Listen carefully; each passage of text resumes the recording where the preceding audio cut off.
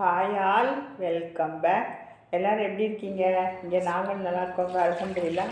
இன்றைக்கி என்ன செய்ய போகிறோன்னு பார்த்தீங்கன்னா, முருங்கைக்காய் சாம்பார் தாங்க வைக்க போகிறோம். முருங்கைக்காய் சாம்பாரும் நல்லா மெத்துன்னு கோதுமை தோசையும் ஆனியன் தோசைங்க. வாங்க அதை எப்படி செய்யலான்னு வீடியோக்குள்ளே போய் பார்த்து வந்துடலாமா?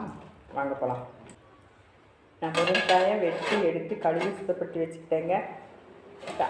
சுத்தப்படுத்தி தனியாக வச்சுக்கோங்க. அடுப்பில் வேறு ஒரு பாத்திரம் வச்சுக்கோங்க. அதில் கொஞ்சம் தண்ணி ஊற்றிக்கோங்க. தண்ணியில் வந்து நம்ம வெட்டி வச்சுருக்க முருங்கைக்காய் அதில் போட்டுக்கோங்க. கொஞ்சம் உப்பு போட்டுக்கோங்க. உப்பு போட்டுட்டு ஒரு கொதி வரட்டுங்க. முருங்கைக்காய் நல்லா ஒரு கொதி வரணும். கொதி வந்ததுக்கப்புறம் தக்காளியை பிணைஞ்சி விட்டுக்கோங்க. நான் கையில் தாங்க பிணைகிறேன். நீங்கள் அந்த கையில் நல்லா பிணைஞ்சி விடுங்களேன். சாம்பார் சூப்பர் டேஸ்ட்டாக இருக்கும், அடிப்பொலியாக இருக்கும். செஞ்சு பாருங்கள். சாம்பார் பொடி போட்டுக்கோங்க. சாம்பார் பொடியோடு நல்லா கலந்து விட்டுக்கோங்க. தக்காளி முருங்கைக்காய் சாம்பார் பொடி நல்லா கலந்து விட்டுக்கோங்க. கலந்து விட்டுட்டு தக்காளி வேகிறதுக்கு கொஞ்சம் உப்பு போட்டுக்கோங்க. அதையும் கலந்து விட்டுட்டு அடைச்சி ஒரு 10 நிமிஷம் வேக வைங்க. நான் குக்கரில் பார்த்தீங்கன்னா ஒரே ஒரு விசில் விட்டு தாங்க பருப்பை வேக வச்சு எடுத்துருக்கேன். ரொம்ப குழைய வேண்டாம். குழையாமல் பருப்பு நல்லா எடுத்திங்கன்னா நல்லாயிருக்கும். ஒரே ஒரு விசில் விடுங்க போதும். பருப்பு வந்து அதில் தெரியணும்.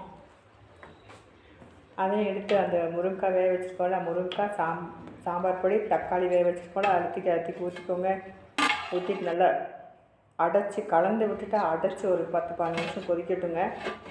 மசாலா பொடியோட பச்சை வாட்டின எல்லாம் போட்டும் கலந்து எடுத்துக்கோங்க.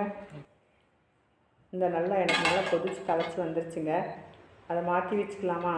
வாங்க மாற்றி வச்சுக்கலாங்க. என்னோடய வாய்ஸ் வந்து இன்றைக்கி கொஞ்சம் தகராறாகுது, என்னன்னு தெரியல. எப்படி இருந்தாலும் மன்னிச்சிக்கோங்க. அடுப்பில் ஒரு தாளிப்பு பாத்திரம் வச்சுக்கோங்க.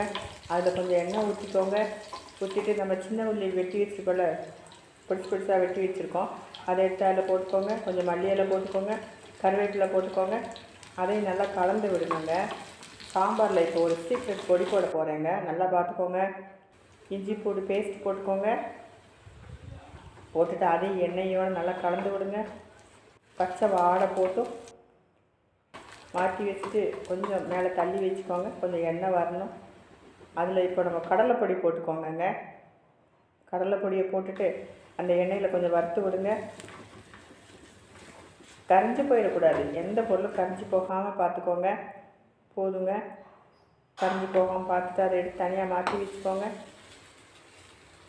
மாற்றி வச்சுட்டு நம்ம முருங்கைக்காய் சாம்பார் கொதிச்சு வச்சுருக்குல்ல, அதை தூக்கி தாளிப்பத்திக்கு கொட்டி விட்டுக்கோங்க. இந்த வீடியோ பிடிச்சிருந்துச்சுன்னா ஒரு லைக், ஒரு ஷேர், ஒரு கமெண்ட், ஒரு சப்ஸ்கிரைப். ஓகேங்க. இதுக்கு முன்னாடி போட்ட வீடியோவில் நல்ல ஒரு ஆதரவு கொடுத்துருக்கீங்க. அதுபோல் இப்போயும் நான் வைக்கிற அந்த முருங்கைக்காய் சாம்பாருக்கும் கொஞ்சம் ஆதரவு கொடுங்க. இனி வரப்போகிற வீடியோவுக்கும் ஆதரவு தருவீங்கன்னு நம்புகிறேன். தேங்க்ஸ் ஃபார் வாட்சிங்.